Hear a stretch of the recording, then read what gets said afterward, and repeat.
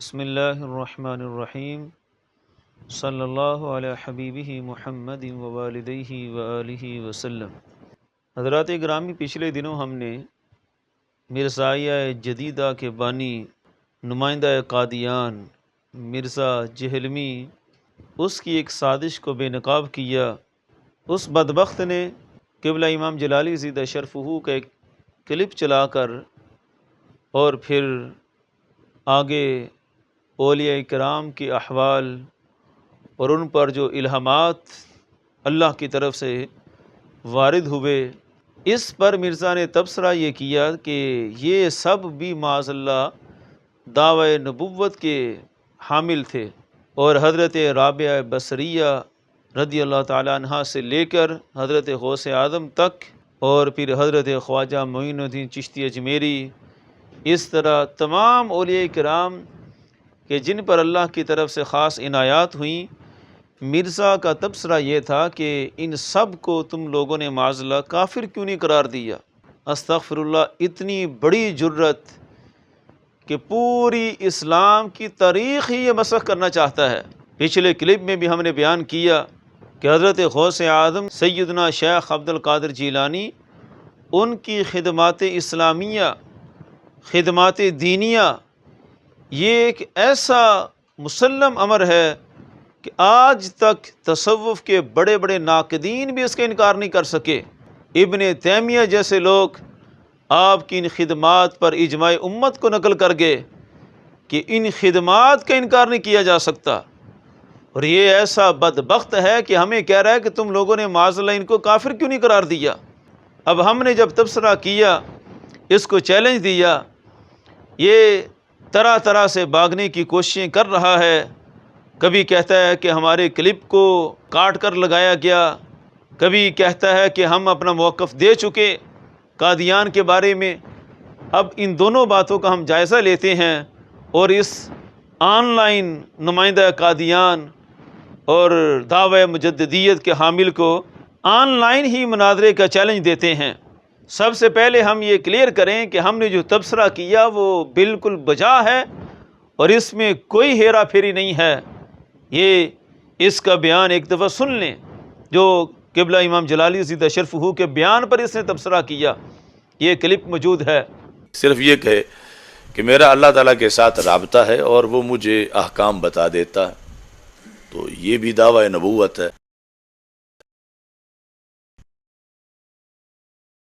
تو پھر صرف قادیانیوں کو آپ نے کافر کیوں قرار دیا؟ بھائی جڑیں بڑھو نا، جاؤ دھرنا دو اور کافر قرار دو ان لوگوں کو۔ یہ تو بھلا زمانہ تھا قادیانی کافر قرار دے دیے گئے،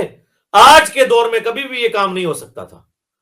کیونکہ اب جتنا لوگوں کے ذہن کھل چکے ہیں اور میڈیا کی وجہ سے ان کے بابوں کے ڈالے ہوئے کام سامنے آئے ہوئے ہیں، کسی نے بھی نہیں تھا بچنا، اس لیے چپ کر کے اپنی عزت بچائیں، باقی میرے ہاتھوں سے کسی کی عزت نہیں بچنی ہے۔ اور یہ ریکارڈ کے لیے ہم کہہ رہے ہیں کہ یہ کلپ اس مرزا جونیئر نے بعد میں چلایا،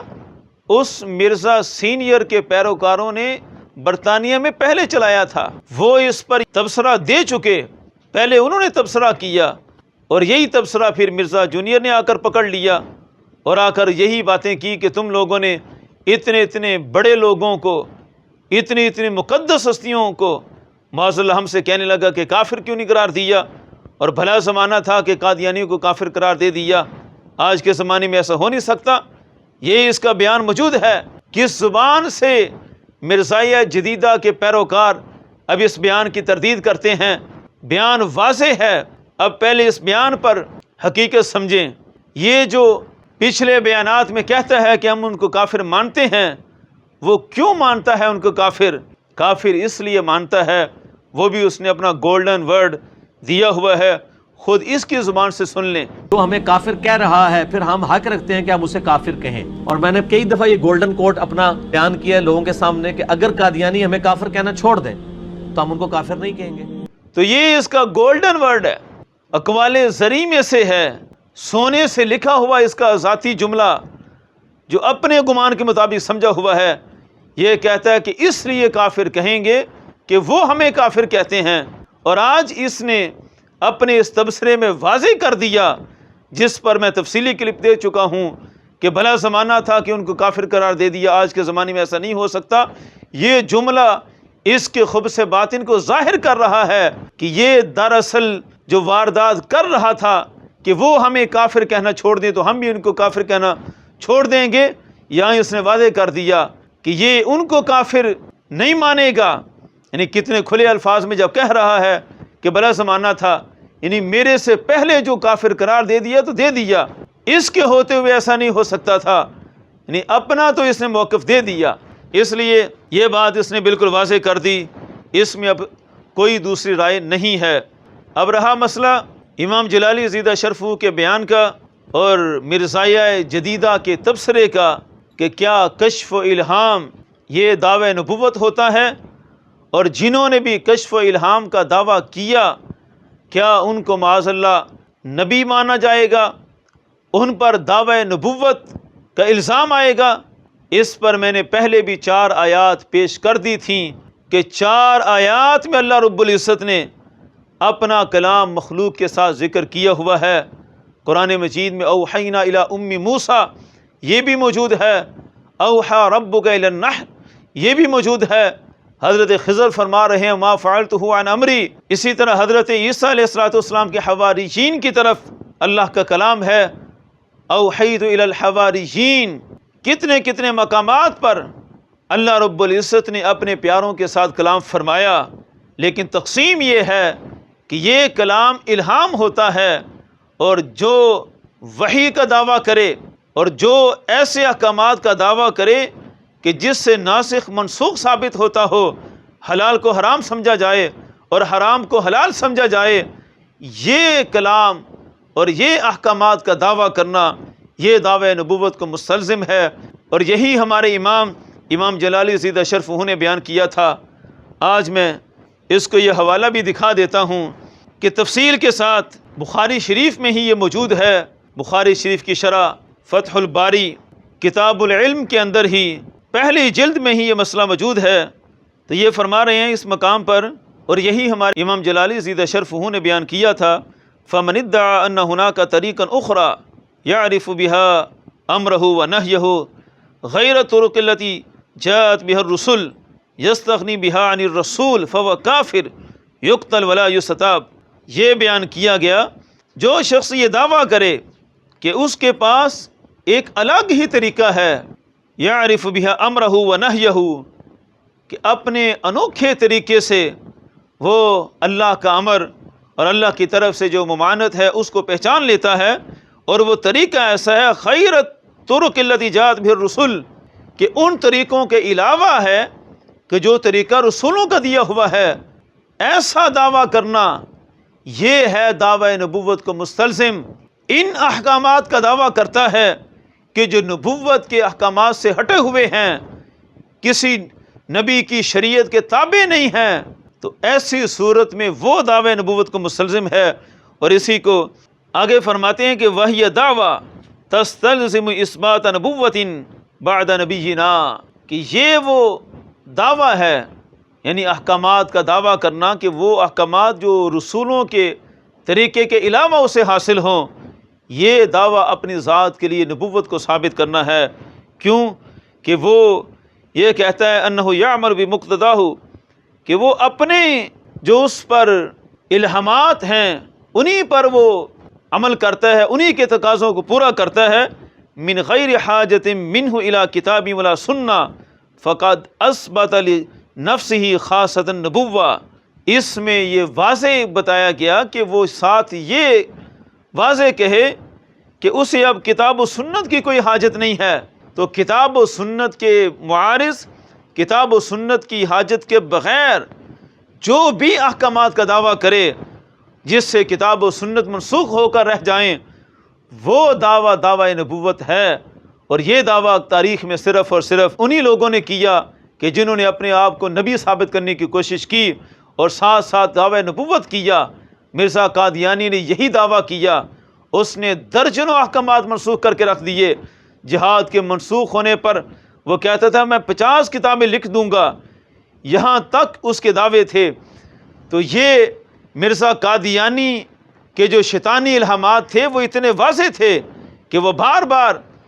شریعت اسلامیہ کو منسوخ کرتا تھا۔ یہ جو ہمارے بزرگ فرما کر گئے کہ من غیر حاجت الی کتاب ولا سنہ، بخاری کے شارح بیان کر کے گئے ہیں کہ ایسا الہام کا دعویٰ کرنا، ایسے احکامات کا دعویٰ کرنا کہ جس میں کتاب و سنت کی نفی ہو جائے، کتاب و سنت منسوخ ہو کر رہ جائیں، وہ احکامات، وہ دعوی نبوت کو مستلزم ہیں، وہ مردود ہیں، اور ایسا بندہ کافر ہے اور اس کا قتل واجب ہے۔ یہ واضح فرما رہے ہیں کافر یقتل ولا یستتاب، اسے قتل کیا جائے اور اس کی توبہ بھی نہیں قبول کی جائے گی جو اپنے آپ کے لیے نبوت کو ثابت کرنا چاہتا ہے۔ یہی امام جلالی فرما رہے تھے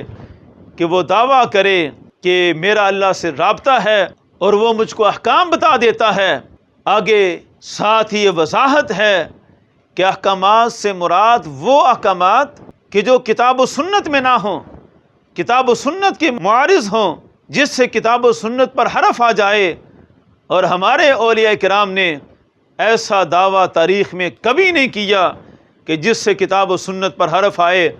بلکہ اولیاء کرام کے جتنے بھی الہامات تھے اس سے کتاب و سنت زندہ ہوئے، اس سے ایمان کی بہاریں آئیں، لوگوں کے دلوں میں ایمان زندہ ہوا۔ اس لیے اس آن لائن مجدد صاحب کو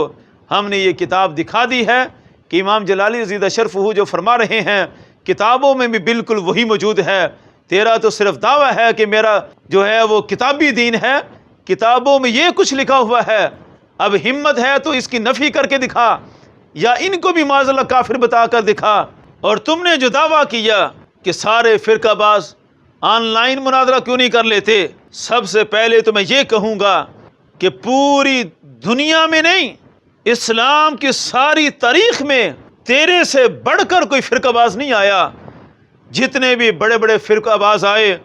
کسی کو اپنے زمانے میں، کسی کو چند صدیوں پہلے شرک نظر آیا، لیکن یہ مرزا نمائندہ قادیان ایسا بدبخت ہے کہ اسے حضرت رابعہ بصریہ سے لے کر حضرت غوث اعظم تک اور غوث اعظم سے لے کر پوری امت تک سب ہی معاذ اللہ کافر نظر آتے ہیں۔ یہ بکواس کر رہا ہے کہ تم نے ان لوگوں کو معاذ اللہ کافر کیوں نہیں قرار دیا؟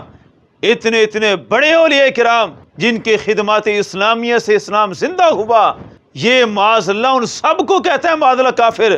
اور باتیں کرتا ہے میں کسی کو کافر نہیں کہتا، اور اتنی بڑی ہستیوں کو معاذ اللہ کفر کے کٹہرے میں لا کر کھڑا کرتا ہے۔ اب اس کو چیلنج ہے کہ امام جلالی زیدہ شرفہ کی تصویر لگا کر اسی نے ہی چیلنج دیا تھا کہ مجھ سے آن لائن مناظرہ کر لیں۔ اس آن لائن دعوی مجددیت کے حامی کو ہم قبول کرتے ہیں اور انتظار کرتے ہیں کہ تمہارے آن لائن مناظرے کا وقت کب آئے گا،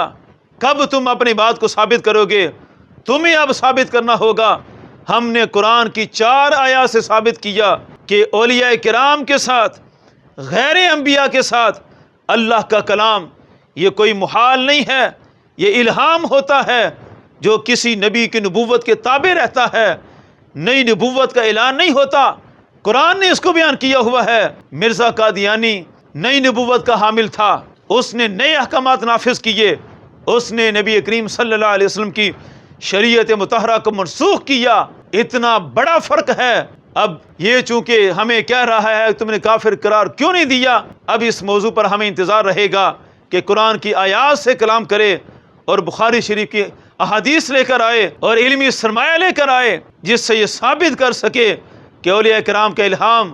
وہ بھی معاذ اللہ کفر ہوتا ہے۔ ہم ہر وقت تیار ہیں،